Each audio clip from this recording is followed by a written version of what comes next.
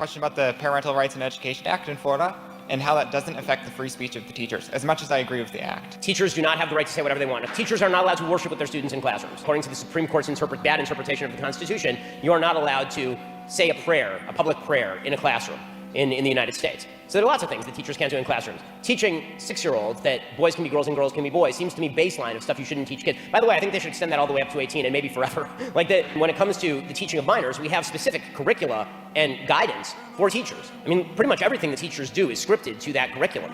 And so the notion that teachers can basically talk about whatever they want in the classroom is crazy to me.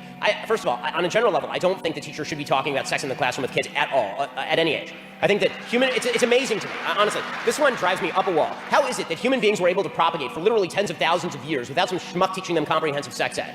Without rolling a condom on a banana in 6th grade. Somehow human beings were able to propagate the species for tens of thousands of years.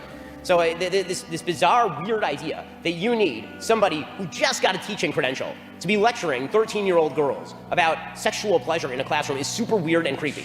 And that becomes even more super weird and creepy when you're talking about 6-year-old girls and then also telling them that they get to pick their gender. So no, they have no right to express their viewpoints on this stuff in the classroom. They are hired to do a particular job. They are not the teacher's kids, they are my kids. And I delegate my kids under limited basis to those teachers.